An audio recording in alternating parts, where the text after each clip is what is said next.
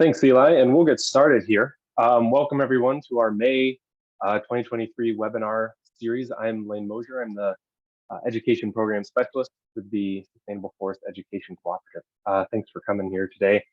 We have Katie Frerker with the U.S. Forest Service talking about the Superior National Forest Landtype Association Remap. Feel free to enter questions in chat at any time. We'll get to those at the end, and we'll also be pasting some links and comments throughout on our end. But we'll just start with you, Katie.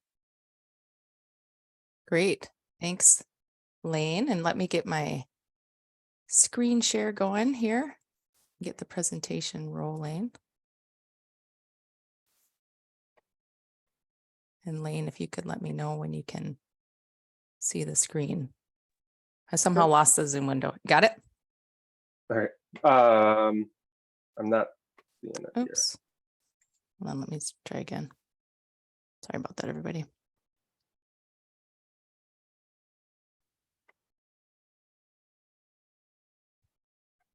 All right, and we are seeing your slides. Okay, great. Thank you. So thanks for having me today, everybody. As Lane mentioned, I am Katie Frerker. I'm the ecologist and the climate change coordinator for the Superior National Forest. And hold on one second, let me get my screen going again. Okay. And first off, okay, so today we're going to be talking about the Landtype Association revision effort on the Superior National Forest, and that's an image that you're seeing here on the screen. But also, I just wanted to acknowledge that I'm presenting on behalf of a really large team of people who've been working on this project. It's been creeping along for about 10 years now. And so we're really happy that it's finally almost across the finish line. But the folks on this slide are part of the core team of people who are working on it. And I'm really just kind of presenting on their behalf. So big thanks to all the people involved in this project. And so, I'm having, my screen's acting funny. Is it advancing on your end? No, we're still seeing your title slide. Okay, let me try again. It should be if you just click somewhere on the slide, Katie. It could be that okay. PowerPoint's just sure. not the active window. Yeah, there you go. It's acting weird. Okay, thanks. So today, just first an overview of what we're going to talk about. First, I wanted to do an introduction about the National Hierarchical Framework of Ecological Units. And so this is the hierarchy that we use to map, from big, large units all the way down to small land unit level, I would say. And some of you may be more familiar with an acronym ECS. That's generally what we tend to call it in Minnesota, Ecological Classification System. So that is just part of this hierarchical framework of mapping from top down. So I just want to, introduce that concept in case you're not familiar. And then I want to describe the history of how things have been mapped in the state in particular, because Minnesota is a bit unique compared to some other states. We have a lot of mapping invested in this hierarchy, and we do actually use it for land management, whereas that's not true with every state in the country. Then I'll get to the Superior National Forest Landtype Association revision efforts in particular. And then finally, I just want to, give you a sense of the final product that we produced and the next steps for our project. So first off, what are these ecological units? What is this hierarchy that I'm describing? So there's a definition up here. It's the delineation of ecosystems at multiple scales in a nested hierarchy to meet land management and research objectives. So just to illustrate this concept, basically it's a system that we use to identify, describe, and map ecosystems or land units, but they get progressively smaller on the landscape and they increase in their uniformity of ecological features. So what you can see in this diagram here is they're nested at multiple scales, and we really have two dimensions. So on the left, we have on the left-hand side, we have the number of units, and then on the right-hand side, we have the size. And you'll see here the largest units we have are ecoregions, and those are millions of acres to millions of square miles in size. Those are really big, and there are very few of them on the landscape. And as you go down a step, down to subregions, you'll see that now these are hundreds of thousands of acres. There are more of them on the landscape, but they're still really big. So they're not really abundant. Keep stepping down, you'll see what happens is you tend to get more of these units, and they start to get smaller in size as you go down the hierarchy. So you see it's a reciprocal relationship. The fewer number of units you have, the larger they are in size. And today we're going to be focusing on this landscape level. That's the Landtype Association level of mapping. And just for some awareness, you can either approach this from the top down or bottom up, but it's going to give you context for the landscape you're in. It's a framework for to support all types of land management, from research at the international level, if you're way up here, down to really site-specific projects. And so before I describe the process that you use to map, it's important to note that ecosystems are really complex things, and they're influenced by a lot of different factors. So we have all of these things go into consideration when we're mapping and we're trying to understand someone, a place in the hierarchy. We have topography, geology, hydrology, fauna, flora, soils, disturbance, and climate. And so every single one of these has an influence. And so, as you can imagine, it's kind of a daunting task to try and fit all of them into a neat and orderly hierarchy. But as our regional ecologist, Greg Nowacki, will tell you, that's the beauty of the hierarchical framework. It allows us to pinpoint the environmental factors that are most relevant at each level in the hierarchy. So really pinpoint which one of these that have the most influence at different levels. And then this message on this slide here is really important. I really wanted to highlight this, that ecosystems are places where biological and physical factors interact.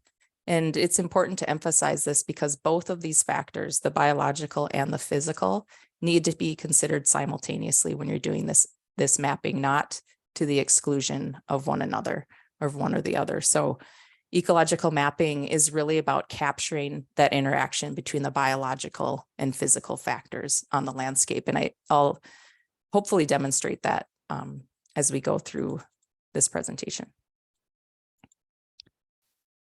So again, I wanted to show you how these interactions are mapped, maybe give you a little bit a better idea of how they work together in the hierarchy and what information we use at each level. So at the eco-regional level, that's that really broad, top of the pyramid I was showing you before. We have 3 ecological units that are these really, big map units up there. They're domains, divisions, and provinces.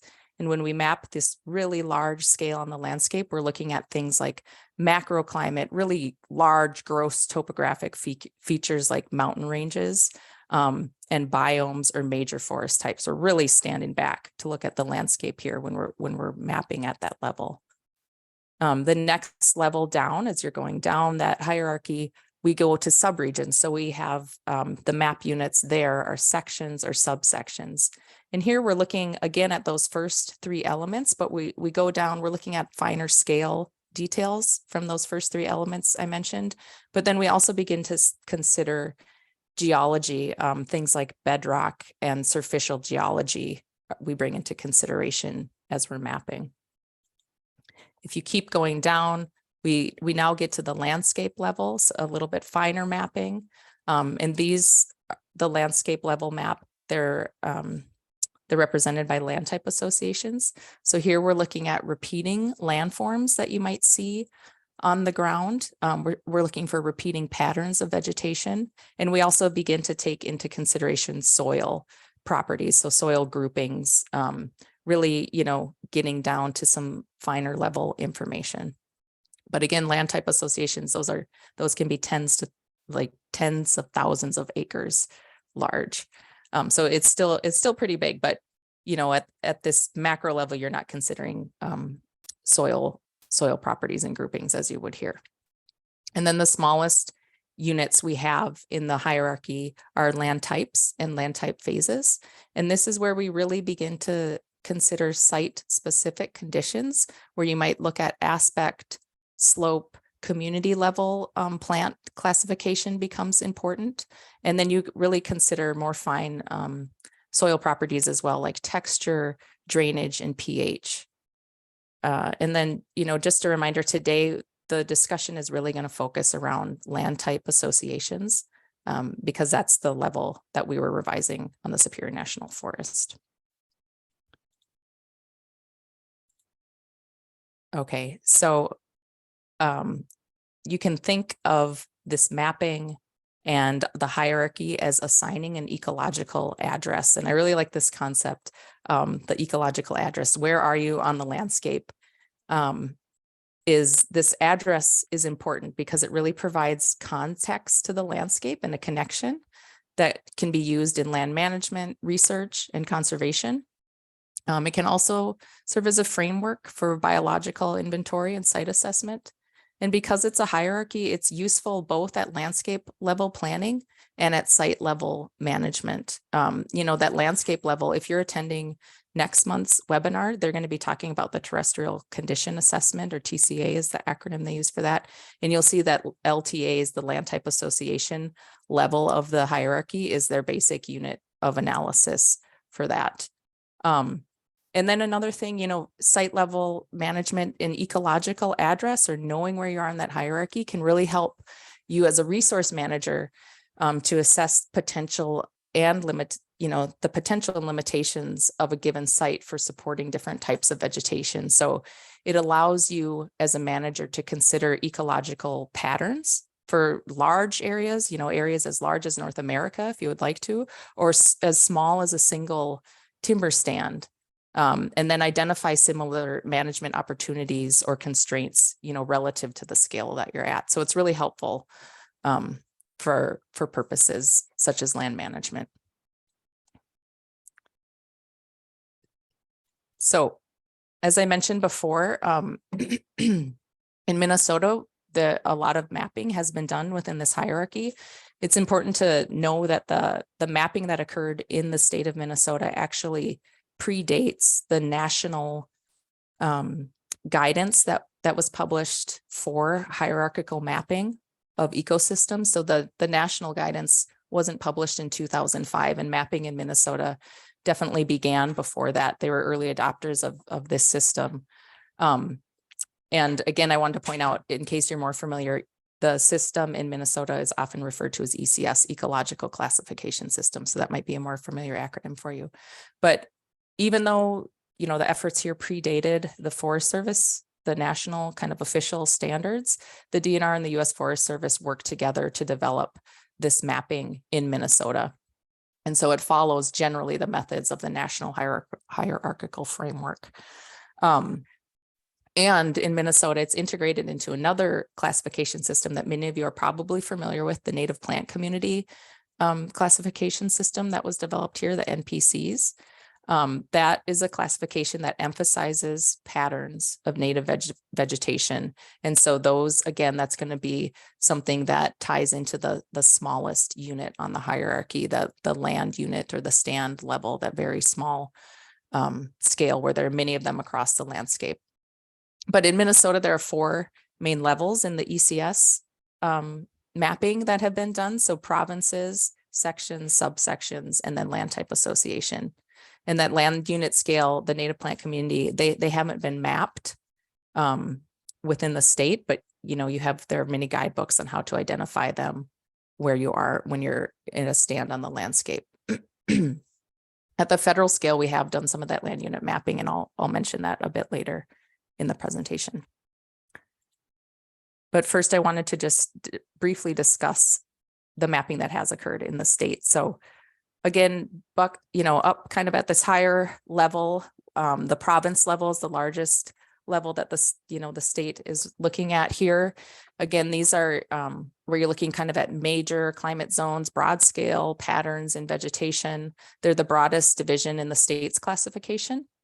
And there are 4 provinces currently in Minnesota, and they coincide with the state's biome boundaries, where the northern forest and the broadleaf forests and the prairies tend to meet. These provinces kind of delineate those biome boundaries. And you see a map of them here. on the slide. And then stepping down in the hierarchy, my computer's thinking about it. There we go. We get to sections. So these are subdivisions of the provinces. And again, these are similar. They're all similar in, glacial deposits, elevation, plant distribution, regional climate. So we kind of broke down those provinces into smaller sections. And they, something to note that I didn't note on the previous slide is all of these land units, they don't follow this, necessarily the state or even country boundaries. So some of these larger divisions that we're talking about, provinces and things, they'll span into Canada and Wisconsin and, further south and west as well. But currently there are 10 sections in Minnesota. And the next level down are ecological subsections that have been mapped in the state. Again, these are, you kind of break up those sections into smaller units called subsections. You start looking at more fine scale information, glacial deposition, surface bedrock, more local climate, topographic relief, really looking at tree distribution here. There are currently 26 subsections in the state. And again, some of these boundaries for those sections span or extend out of the state. And then we get to the land type association level, which is really, again, where I want to focus our talk today is on this level, this landscape level unit. These are finer than the subsections. They're broken down from the subsections, and you see there are a lot of them in the state. There are 291 land type associations in the state, and really you're starting to look at these finer features on the landscape, glacial landforms, bedrock types, particular topographic features, things like lake and stream distribution, patterns of wetlands, depth to groundwater, all kinds of things, which I'll get into that we looked at when we were revising these land type association lines. But just, kind of understanding we keep stepping down, and as we step down, there are more of these polygons or land units on the landscape. And I did want to briefly mention the finest level of mapping in the hierarchy. So we do go down to the land unit level in the state. Native plant communities, these are the guides, so many of you are probably familiar with them. This is kind of the closest thing we have to land unit level classification. In the Forest Service and nationally, we use the smallest unit of mapping. It's called a land type phase. But these are kind of comparable in scale. Land type phases, the smallest, the LTP is the acronym. Those have been mapped for almost the entire Superior National Forest. But they, as I mentioned, native plant communities have not been mapped across the entire state. We just have guidebooks to kind of figure them out as we're on the ground. But I just wanted to point out that we have done land type phase mapping on the Superior, the smallest unit. Most of our mapping, it really relied heavily on soil information. So it really relied on those physical factors. And then the native plant community classes, they really rely on biological classification, so the biological factors. And as I mentioned before, it's really important that you consider both when you're doing your mapping. And so we have an effort going on, that's kind of a separate talk, but we're trying to crosswalk our land type mapping with the native plant communities. And it's rather awkward and been a bit of a struggle, just because, ideally we would have looked at the plant communities and the soils together rather than trying to kind of force them together after the fact. But that's just kind of where we're at right now as far as the land unit mapping. It's not perfect in the state, but we do have resources out there for really fine scale management recommendations. So back to the land type associations. This is the kind of scale that we're focusing on the Superior to revise the land type association mapping that happened in the state. So the initial efforts to map began in the mid-90s. You'll see they did northern Minnesota first, and then they took on southern Minnesota. But when they mapped these units here, they were never meant to be static. They were always meant to be kind of revisited and revised. And so on the Superior National Forest, we decided to take on updating them. You know, one of the reasons we decided to is because since the 90s, we now have so much more really precise, updated, you know, new information that to refine than our predecessors did when they were creating these land type associations. So it's no criticism of them. Their efforts are very valuable and were great, but we just have so much more information, as all of you know, available to us digitally, that we can really hone in on a lot more, you know, specific properties and land type features that folks just weren't able to do in the mid 90s. So this is one of the reasons we wanted to update them on the Superior National Forest. So now to our particular efforts. The goals of our project were, so for every LTA that touches the Superior National Forest, we wanted to update the mapping using the latest technology and science. And, you know, I will say there have been many advancements, but a huge one is LiDAR, you know, having really high definition LiDAR available for the entire state is a pretty amazing gift that we have in Minnesota. So we really wanted to take advantage of that. We wanted to incorporate additional soils mapping that happens. So when the Superior National Forest and the state did their initial mapping, we didn't have the state soil survey wasn't complete. We didn't have the entire forest mapped. And now we do have almost entire coverage for our area with soils information. Folks have they've also modeled the soils for the Boundary Waters Canoe Area Wilderness, which is really hard to access. So we have some modeled soils information up there. So we really want to incorporate that into our maps. As I mentioned, the mapping was done before the national guidance was published and finalized. So we wanted to improve the current mapping to conform with national guidance. And some of the examples I'll show you is the land type associations. They should be tens of thousands of acres, really. And some of them are way, you know, the old ones were really, really big. They should have been, you know, they're more like on a subsection level. So we wanted to just conform with the guidance that we now have. Another reason is to inform landscape level planning. It's really good to have this up-to-date information. I mentioned, you know, next month, the TCA webinar uses land type associations. The Superior National Forest Land Management Plan is going to have to be revised within the next 5 to 10 years. And having these land type associations up to date and really accurate will be very valuable when we rewrite that plan.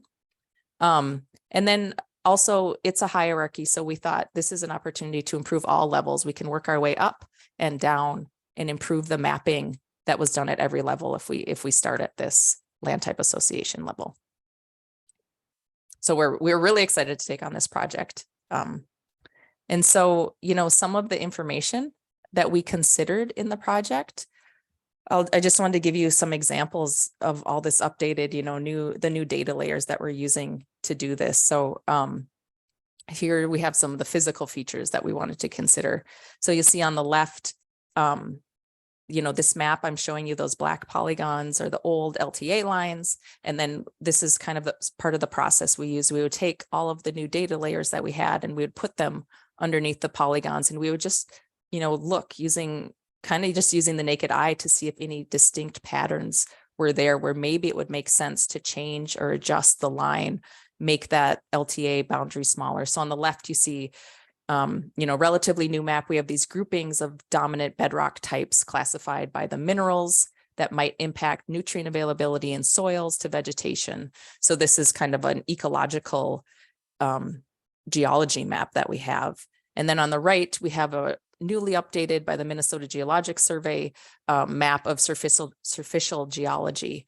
And so, you know, just looking, we might, you know, we'll look at these patterns and say, oh, let's zoom in here and investigate. Perhaps this line needs to be adjusted where, you know, on just using our naked eye, we could see some things that stand out now that we have these new map layers that weren't available before.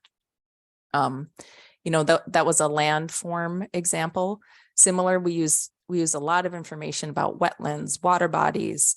What we're showing here is depth to water table. So how far, this is based on some soils information that we acquired. So how far to the water table is it? You know, again, that's going to affect our management practices and the vegetation that grows on the landscape. And I wanted to include this slide just to show we're still missing some information. So this was based on NRCS soils information. This part of the forest was not mapped. This is Grand Portage here, also not mapped.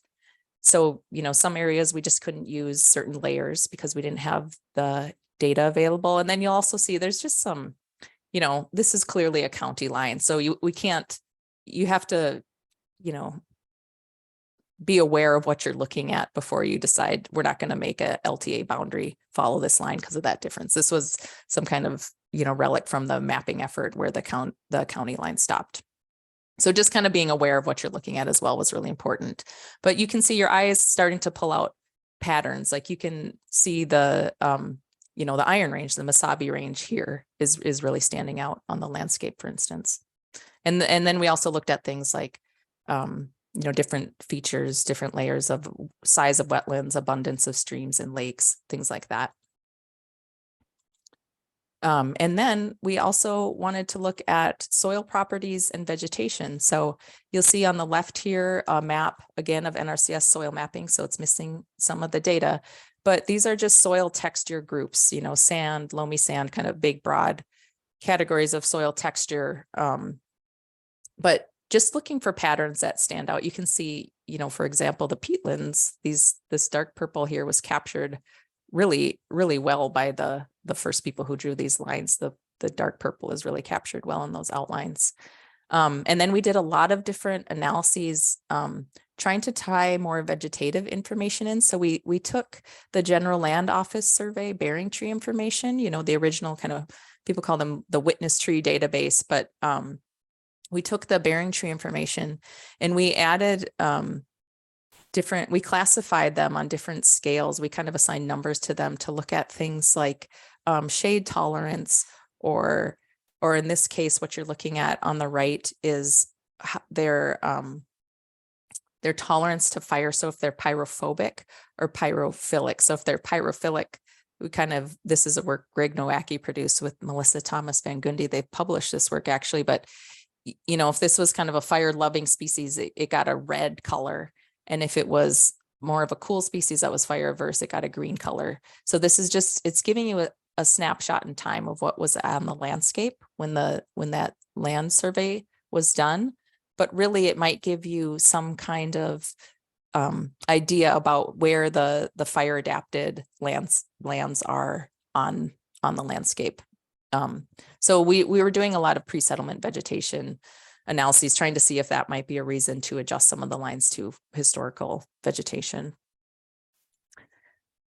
So we used a lot of different layers, and this is kind of, this list here are kind of a list of the major layers that we use, but it was really a big effort to try and take in, you know, it's almost like now people can buy anything online and you try and look for a product and there's like 50 options and it's overwhelming. It was a little bit of that in the sense there's so much data out there. We really had to see what was going to be the most valuable and what makes the most sense when you're doing this kind of ecological mapping.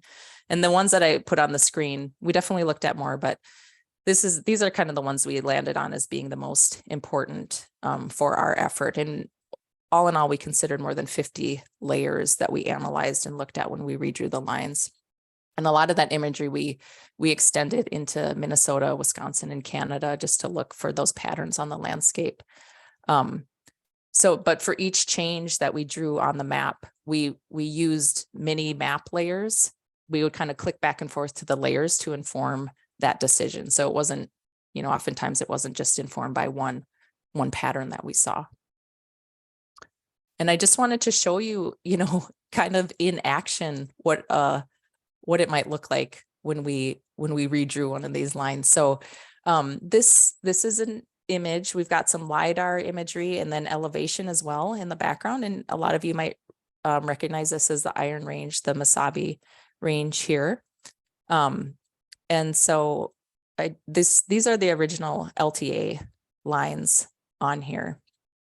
And I'm just going to zoom in a little bit to this area where we made a change. You'll see that here's the range, and then there's this big sand plain to the north. And so what we did is we have more soils information available to us now than we did. We did a search in the NRCS soils, and we sorted out this really sandy texture soils compared to more coarse texture. This is a till plain down below, and we did a search for these soils, and we colored them differently, the sandy ones being these kind of purples and blues up here. And based on this, it looked like the soil texture, the sand actually spilled out a little further than where this line ended. And so, one of the revisions we did in yellow, I'll just show you here, is we decided to extend this sand plane line down a little bit for this sand plane LTA. Another example is, I mentioned that when the original LTAs were drawn, the national guidance wasn't complete. And so there weren't standards around the size that people were, I guess people were aware that this was a hierarchy, so they needed to be smaller than subsections, but now we have more guidance that these should be a little smaller. And some of these LTAs were really, really large. This is one that's catching my eye. Some of these over here are really, really big. And so we did want to carve some out if it made sense to make them smaller so that they would fit better into the hierarchy. And what I'm showing here is percent sand using NRCS data. You'll see that dark blue means that it's really got a high percentage of sand in it. And just, visually, again, you can see this kind of dark blue sticking out here, this band. And so what we did is we actually delineated that out, and we created a new sand plane. So this one was large enough to be its own LTA. So we carved it out of these larger ones and created a new sand plane right there. We, again, refining another example of how we refine the size of things. We had newly, the boundary water soils were not mapped. Now we have a modeled, this is some modeled raster information about the soils in the boundary waters. Again, you'll see there's a difference here in the soils.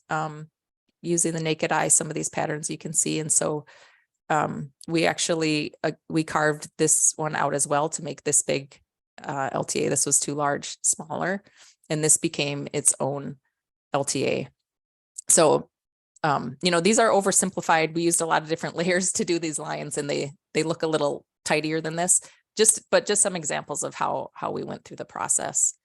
And then the other thing is, we not only, we're looking to update the concepts, like I showed you, looking at the soils, trying to get, grab that sand plane that came through the Mesabi range, or trying to make things smaller, but we really wanted to refine the boundaries. I mentioned LiDAR was such an important tool for us. And what you're seeing on the screen here is we have mapped land units on the forest. So these are land type phases. These are the smallest mapping levels. And you'll see that they're doing an okay job, but these could be improved. They could better grab these landforms that you can see with LiDAR. The LiDAR imagery is so great.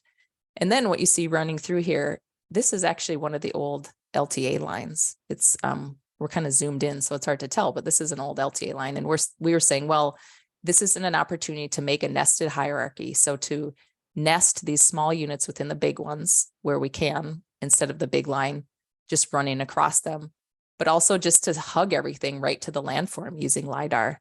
And so, an example is, we did this for all the LTAs. We really instead of having a boundary that kind of just went right across the landscape, we redrew all the lines to hug the landforms that we saw in the LiDAR imagery. And so we were really using a fine-tooth comb to make these lines really resonate with the landscape and with the imagery that we had. And after we had done all those mapping updates, we also, an improvement I'd say we made is we developed these different concepts that we could group the LTAs into. So we thought it was really important to place them into geomorphic categories. And we settled onto 8 different groups that our LTAs could fit into. So this is kind of new. The LTAs weren't grouped in this way before, but we thought it was really important to capture the glacial history on this landscape, because that is really what defines so much of Minnesota and northern Minnesota in particular. So we have LTAs that are grouped into glacial drift deposit groups, drumlin fields, glacial lacustrine basins, moraines, sand plains, and till plains. Then we have those that are they're bedrock controlled landscapes. So they're either bedrock controlled, a bedrock complex with glacial lacustrine deposits or without. And then we have them grouped into peatlands as well. So 8 major groups for our different LTAs. So after, we had updated the lines, we had proposed these new LTAs, we'd group them into these different categories. We then sought partner review. And so we assembled a team of people to review and verify all of the edits that we did. And in order to do this, this is kind of sorry, it's a little fuzzy image, but we created an AGOL ArcGIS online map, and it had more than about 50 layers, some of those major layers I mentioned earlier. We put all of those into the map package, and then we put the original LTA lines on there, as well as our new revised, suggested revisions. And then we, created a PDF that we drafted, and we put the descriptions on there. And we just, asked our partners to read over these descriptions and the new names we assign them. And can you tell us how the descriptions, the names sound? And then can you also, if you see different edits to the lines that you think would be better, can you add them into AGOL? And we gave them, we empowered them to use this tool and to put in some proposed lines if they wanted to change an LTA as well. And so we had a lot of people contribute to this revision effort. I mentioned we had this core team who worked kind of over 10 years to do the revisions, but then we had this larger review team of people who went into that online map and they looked over all the materials. We gave them several weeks to do it, and then offered us further suggestions if they had any. So all the folks listed on this slide, these organizations had people contributing to this effort, and they gave us really great feedback. And so the final product that we came up with, originally we were looking at about 65 LTAs that touched the Superior National Forest boundary or were in the area of the Superior, and that number is now 82. So like I mentioned, we carved some out, we created some new ones, and you can see here things like that sand plain I mentioned before, or that, this area where we carved, we made this one smaller. There were a lot of changes. So from 65 to 82 LTAs was our final count. And then the boundaries have really been, as I mentioned, refined to snap to the LiDAR, to the topography on the ground. And then another thing I'm really excited about is we drafted core concept definitions for each of the LTAs. And so we summarized the major data layers that we use. We summarized information from them. So one thing you'll see is each LTA now has a title that puts it into those geomorphic categories I mentioned. So it'll have a title of, it's either a bedrock complex, it's a peatland, it's a moraine, or it's a drumlin field. It's going to fit into one of those categories. It might have a new name assigned to it. And then we summarized the acreage for each, we calculated the acreage for each LTA. And then we also summarized, really we used a lot of soils information. We mentioned any topographic features or the type of, dominant type of bedrock, things like that are summarized in the description. We also tried to quantify if lakes are common, or how much, percentage of the LTA, things like wetlands, lakes, or streams occupy. We tried to quantify that a bit and talk about the climate and disturbance history or fire regime. And then we also just tried to summarize a bit the pre-settlement vegetation by talking, if it's a really diverse landscape, what was the vegetation composed of? And I really want to highlight this last sentence here. You notice there's a comment here that says tribally important maple represented 5% of the witness trees. I will say that tribal engagement is something that is really important that we learned throughout the process. So the Superior National Forest, this was the area we're working in. It lies within the 1854 ceded territory of the Grand Portage, Fond du Lac, and Bois Forte bands of the Minnesota Chippewa tribe. And so this revision effort was a chance to listen and learn about how we can improve ecological mapping efforts so that they're more respectful to the land's original inhabitants. And so we reached out to the bands and asked them to look at our revision efforts. And some of the feedback we heard was, did you ask if you could map on the reservation? In Grand Portage in particular was curious about that. And, we learned that the original mapping effort did not consult or formally consult with bands about how they wanted data to be handled on the reservation. And so, in the instance of Grand Portage in particular, we removed data from the Grand Portage reservation. So the LTA boundary line actually stops there. It's not conveying the ecological, context there, but it's actually conveying a really important political and cultural history that is just, a reality on our landscape. And so some of the boundaries were revised and some of the data removed at the request of the bands.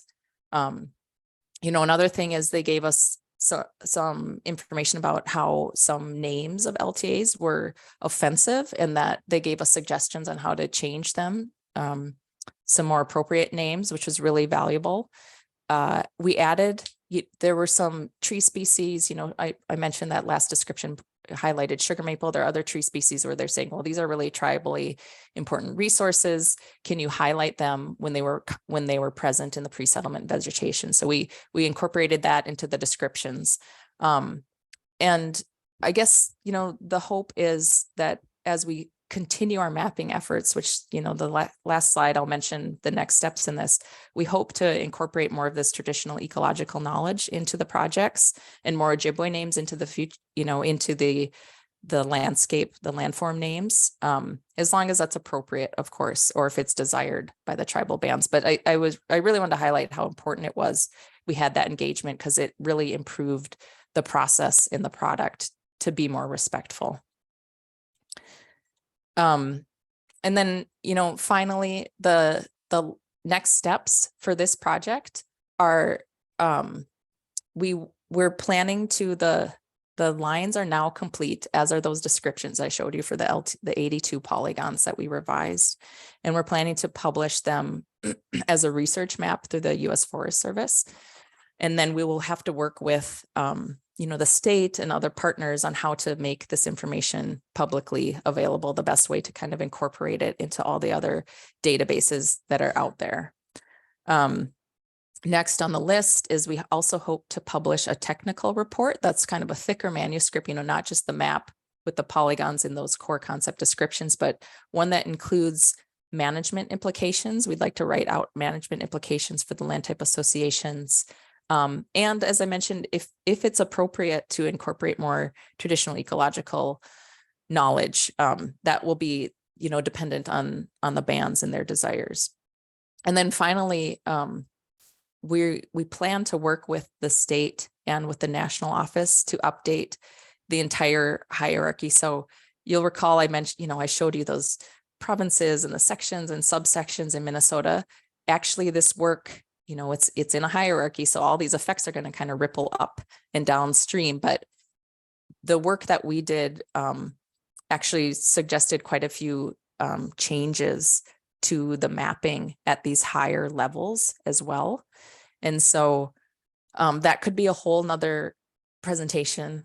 So I'm not going to get into all the suggested changes, but if we, as working nationally and with the state, that information might change that I showed you basically with the number of subsections and provinces and things.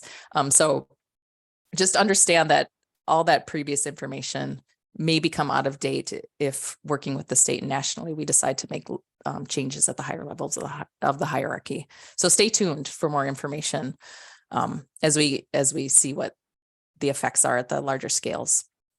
But that was the process we used and the information we used to get there. And I just want to thank you for your attention today and for having me come to speak about our project. We're really excited to get this information out and share it with others as we wrap it up. Thanks. And I'll stop sharing my screen. And I think we have time for questions.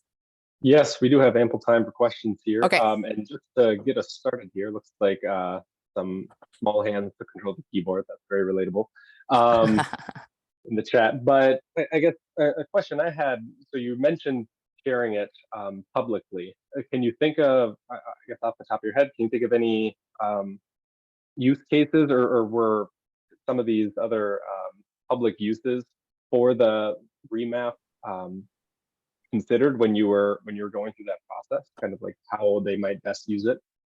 Yeah, so well, a big example that I mentioned on ours was that we hope to use this in our forest plan revision. This is a really appropriate scale for that type of land management. I don't know how many folks are on from the DNR, but I know that the DNR, the whole native plant community classification system and the ECS mapping is really embedded into the way the DNR does their management and how they do their ecological mapping. And so it's kind of it seems like a bigger deal to the DNR more than anyone. When we were working with the DNR, they were saying, oh, these are majorly going to shift. I don't think I have one of those plant community guides here, but even at the beginning of those native plant communities, they kind of point to where you are in the landscape going down in that hierarchy. So changes that happen above are going to shift those guidelines, I guess, so that a big effect will be on the native plant community guides and how they're used. But as I mentioned, the terrestrial condition assessment next week, they use land type associations as well. So anytime you're updating, hopefully these are useful things, that ecological address, hopefully it's useful when people are using the landscape level for planning. It's just, you don't know who's using it. And so it's hard to get the word, make sure you're reaching all of the people. So, we're going to publish it. And then I show that slide of cooperators. Hopefully folks can, NRCS, DNR, the counties were involved. So if people are using this mapping, hopefully that's the thing, we're going to have to work directly with them to get their internal databases updated so that once again, we're all kind of speaking the same language if people are already using LTAs. I think a big hope of ours was that maybe people aren't using land type association mapping to the extent that they could. So by having, those core concepts, hopefully they're very useful. And then by publishing a follow-up guide that talks more about management implications, hopefully it will get more people using it if they aren't already. But really it's tens of thousands of acres. You'll see if there's a lot of county folks on, St. Louis County is huge. There are a lot of LTAs, they're crossing all those county lines. We had 80, I don't remember even the number, I said 82, and we're pretty much, a lot of that is focused in St. Louis, Cook, and Lake counties. So there's a lot of LTAs that are overlapping those county lines. So I imagine it will be useful, not just at the state and forest level, but hopefully at the county level too.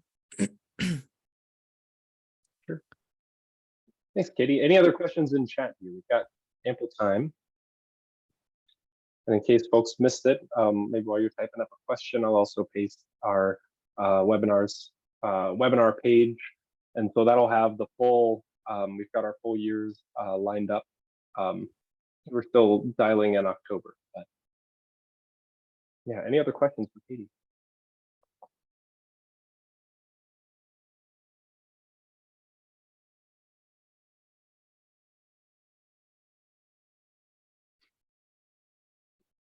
For the I have a question, Katie. I'll just keep going until someone stops me. For when you mentioned the management implications, that's kind of a next step or kind of a direction that this could go. Do you picture those being used in tandem with or perhaps replacing some of the existing management implications, even down, I know it's a finer scale, but even down to like the silviculture recommendations for different native plant communities?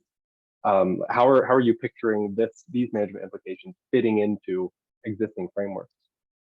Yeah, I mean, our hope is that they'd be used in tandem, and hopefully we'd be coming, the silvicultural recommendations for the native plant communities, those again are really site specific, because the native plant community is a pretty small scale mapping, but this could hopefully set a broader context, again, just kind of giving you your place on the landscape. So you kind of have some general idea about, you know, in a sand plane versus something that's bedrock controlled. You know, the different soil, generally soil properties, you know, some kind of general recommendations for the type of management activities or restoration activities, or understanding the, you know, pre-settlement vegetation. So that they'll be fairly broad. And again, you're always going to have that local site knowledge, right? Because slope aspect, what is the actual native plant community, but it's really to help set broader goals. And then when you get to the site, you kind of get to the point where you're writing the particular prescription to get there. And so they would definitely be used in tandem. And those, how I see the silvicultural prescriptions being used is it's how you get to that kind of broader landscape objective that you're trying to meet. And the silvicultural goals will help you apply it to the local site. But generally you might have a broader context you're working when, and a larger goal you're trying to meet when you write that prescription. Sure. And a question in the chat, and Emily, maybe we just answered this in as many words. Can you give some examples of how updated LTAs affect planning and on-the-ground management applications? Give some examples of how they, it looks like it might have been pasted twice. For example, does it affect sand selection for potential harvests or preliminary prescriptions before someone visits on the ground? I know you and I just touched on that. Is there anything else you want to add? Or yeah, I think just generally, again, it's going to come down to who's making the decision, but it's it's kind of tens of thousands of acres on the landscape. And so I think where it's useful is you say, oh, we are, you know, this is a really fire dependent area. If you think of that, maybe you don't have the image in your mind, but there's that fire dependent map where it had a lot of reds and greens and some kind of yellow. So you might say, this area is a really, you know, good candidate for prescribed burning on the landscape. But if you see these really dark green areas, and then you're also looking at some of the pre-settlement vegetation, you might say, and then you notice it had tribally important maple is a big part of the vegetation there. You might say, this is an area we don't want to do prescribed burning. Perhaps we want to promote sugar maple, you know, generally in this area.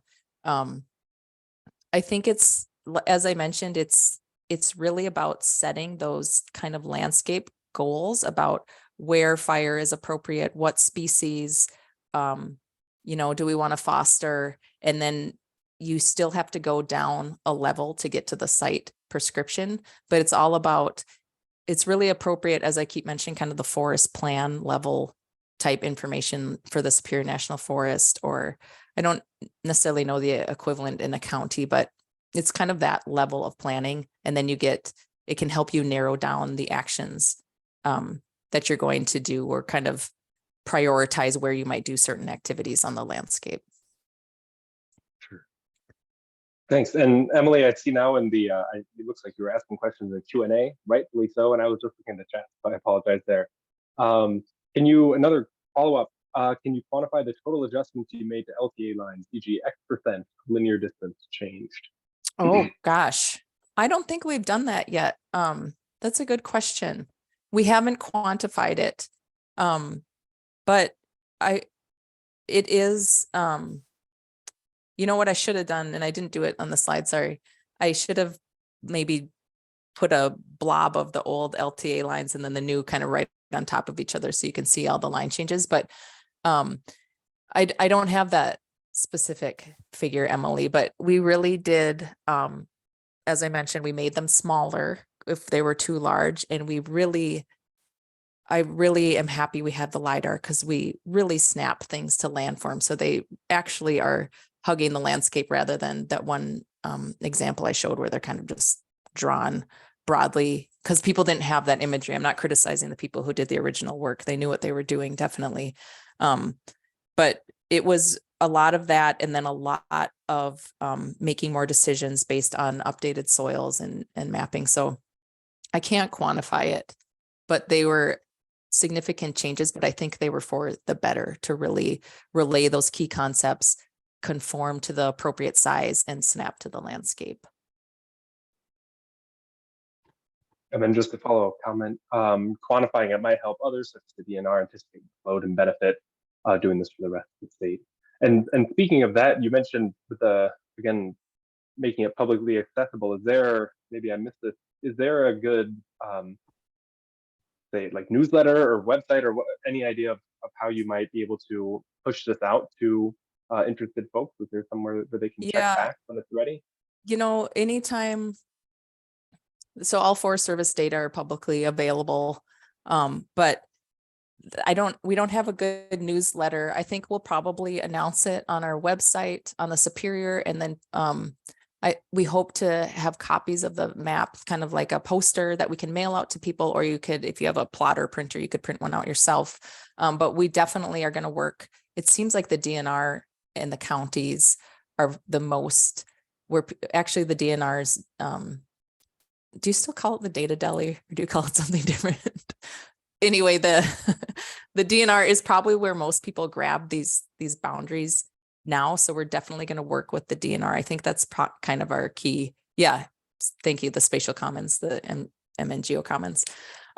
We're definitely going to be working with the DNR in particular and NRCS. I think most people visit the DNR to my knowledge. So I don't know. We don't have like a better way other than just reaching out directly to partners and putting it on our website. Okay. I'll paste the link in here for the CE request form again. And also just a friendly reminder, so we have the same Z-link for the entire webinar series. So this whole year is just going to be accessed through this one link. If you've already paid for registration, you'll have to do that again. So just to help folks out with accessing this. Are there any other closing questions here? I'll check the Q&A as well.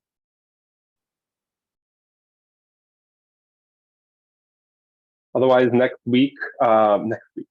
month even, Sarah Anderson is going to be joining us, talking about the terrestrial condition assessment, and so that dovetails nicely. This was deliberate the way we had these kind of together, so hopefully folks will be able to join us next month on June 13th at our usual time from 9 to 10 a.m.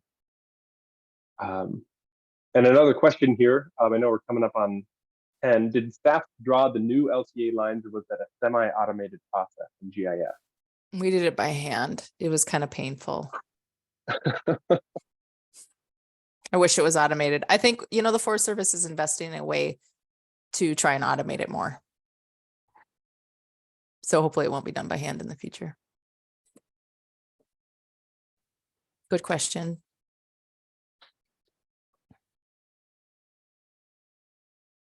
Great. Well, if there are no further questions, thanks so much for joining us, folks. And thank you, Katie, for presenting on this. We'll have the recording available on our YouTube channel within the next day or two. But thank you, everyone, and have a great week. Yeah, thank you for having me.